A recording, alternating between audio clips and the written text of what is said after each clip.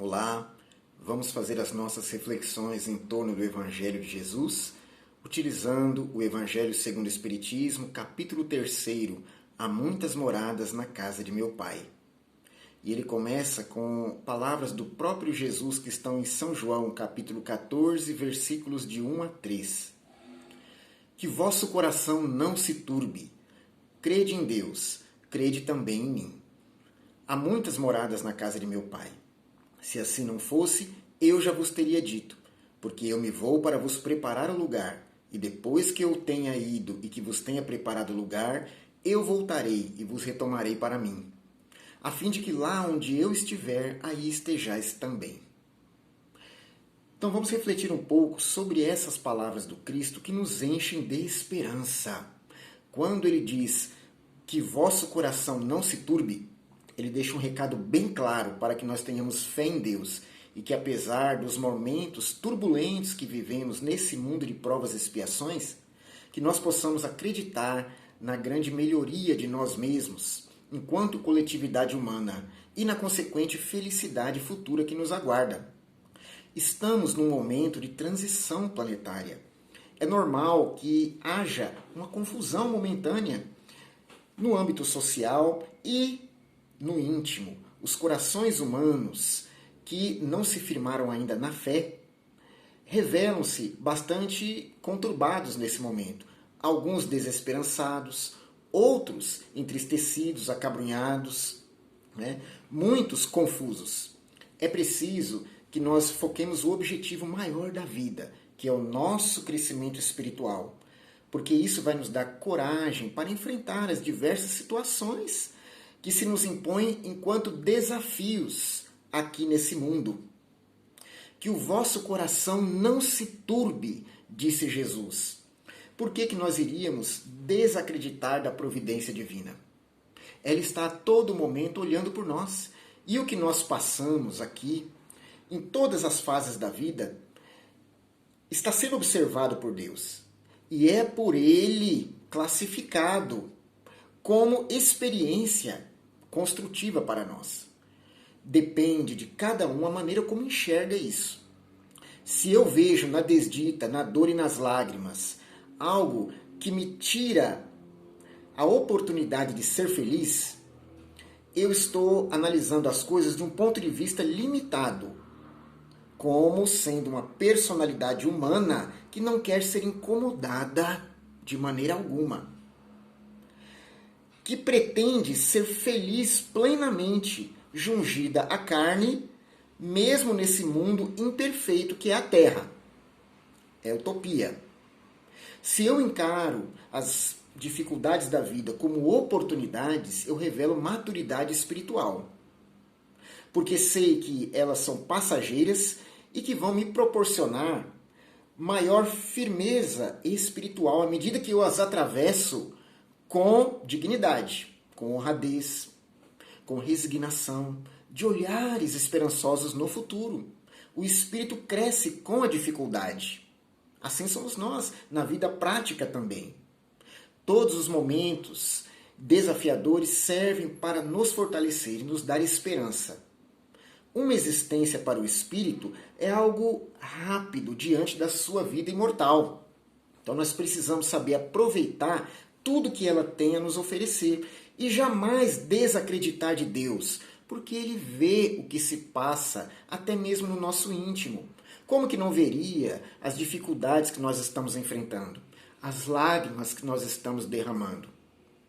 É preciso, em primeiro lugar, amar a Deus acima de todas as coisas, porque esse é o maior mandamento da lei. Ele resume toda essa lei e os profetas, como disse Jesus. Se eu esqueço desse primeiro mandamento, eu me torno frágil, porque me desvinculo da paternidade divina.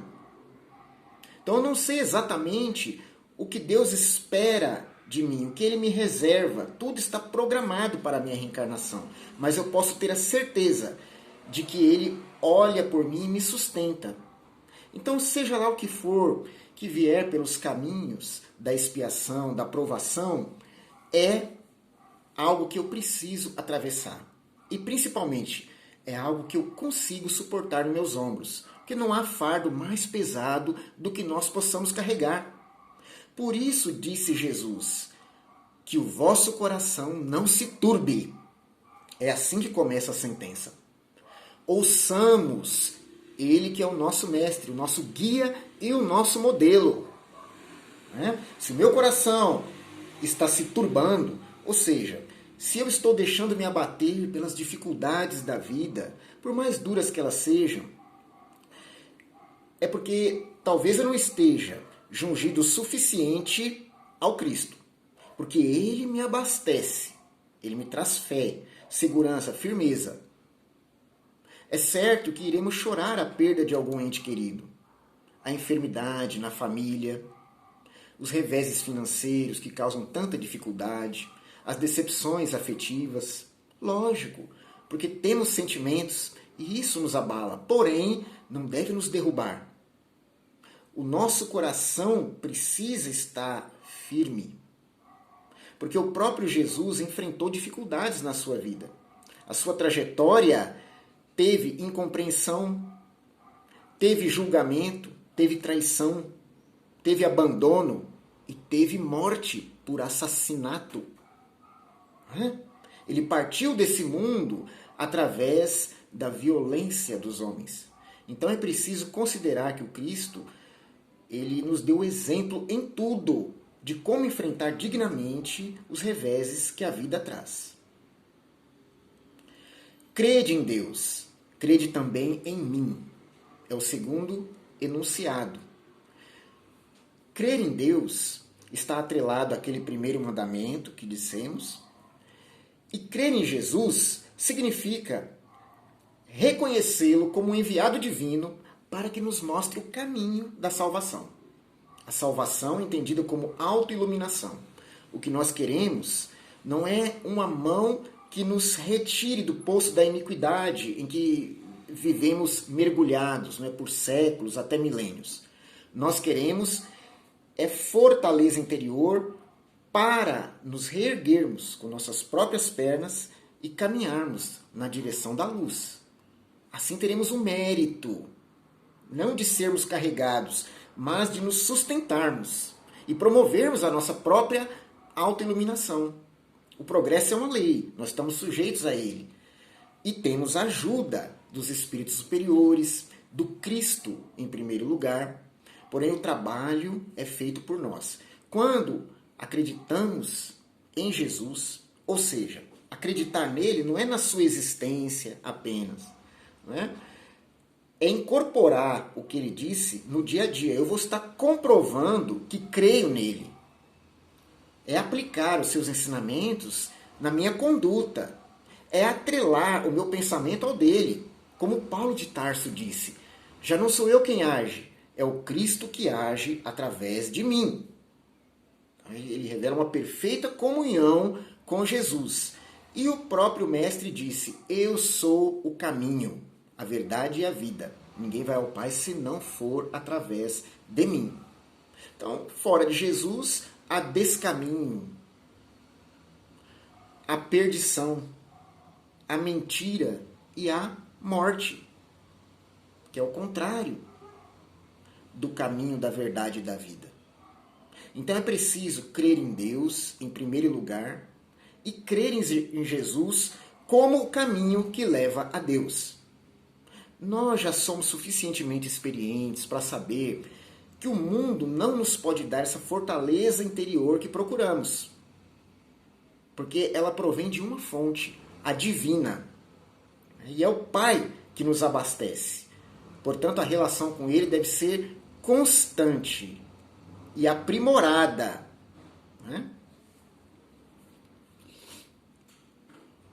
Há muitas moradas na casa de meu Pai. Se assim não fosse, eu já vos teria dito. Então esse é outro enunciado que Jesus dá nessa passagem. Há muitas moradas na casa de meu Pai, significa que Deus, ele dá à criatura humana um habitat condizente com o seu estado íntimo. Então os espíritos superiores habitam mundos diferentes da Terra.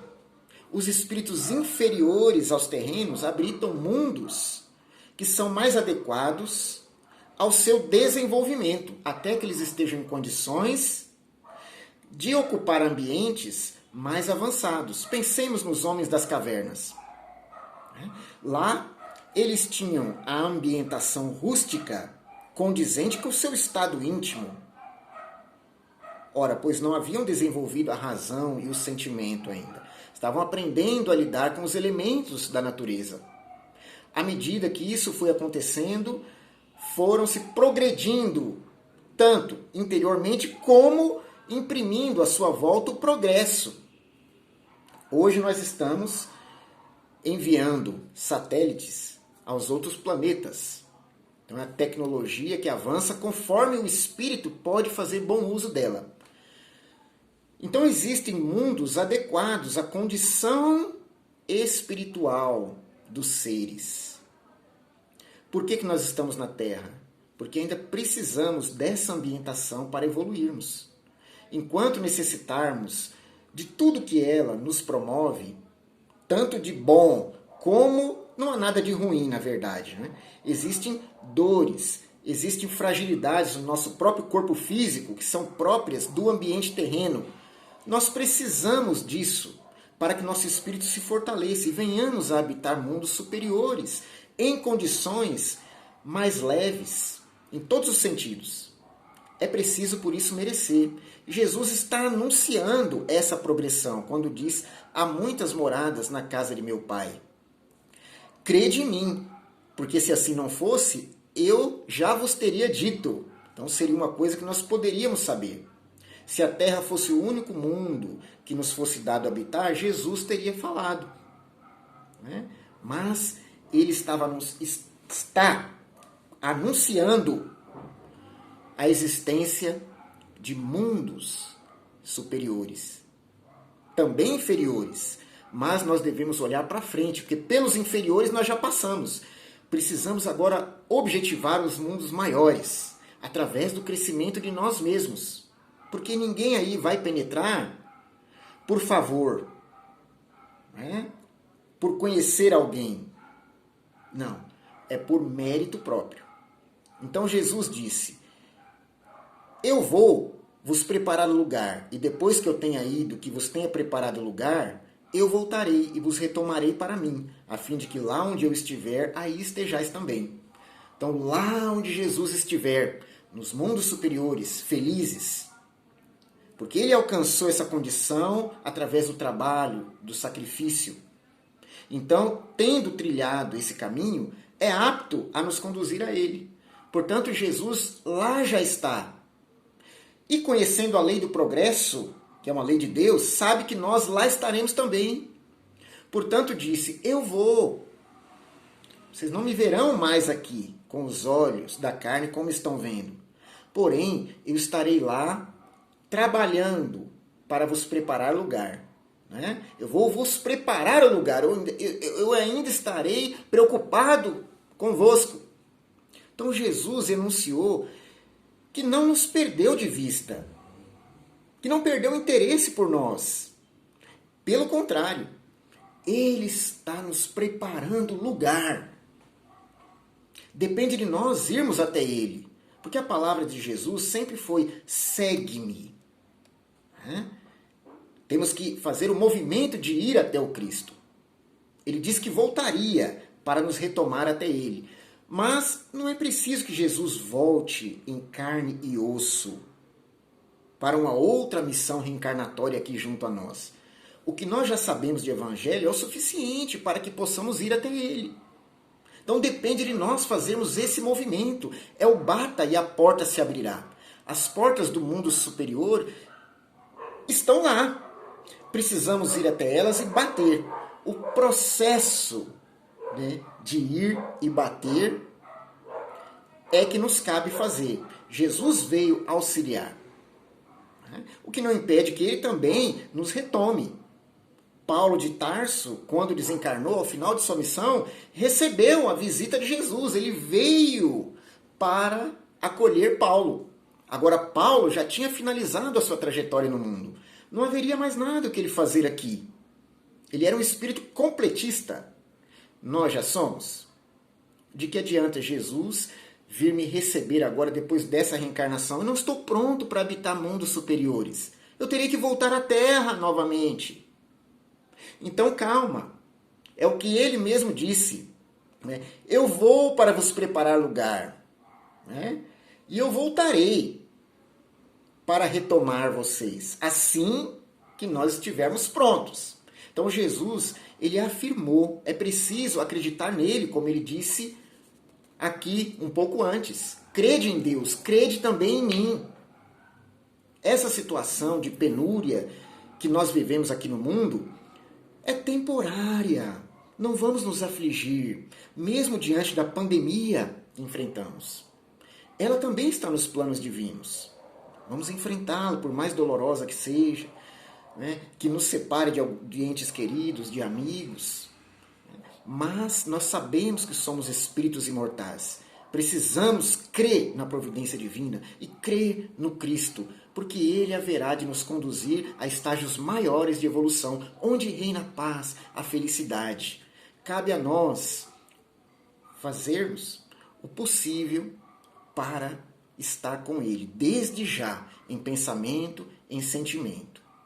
Tudo mais a lei do progresso vai promover. O que se pede de nós é esforço. Que a paz de nosso Senhor nos envolva, que Deus nos abençoe hoje e sempre e que o Mestre esteja entre nós. Assim seja.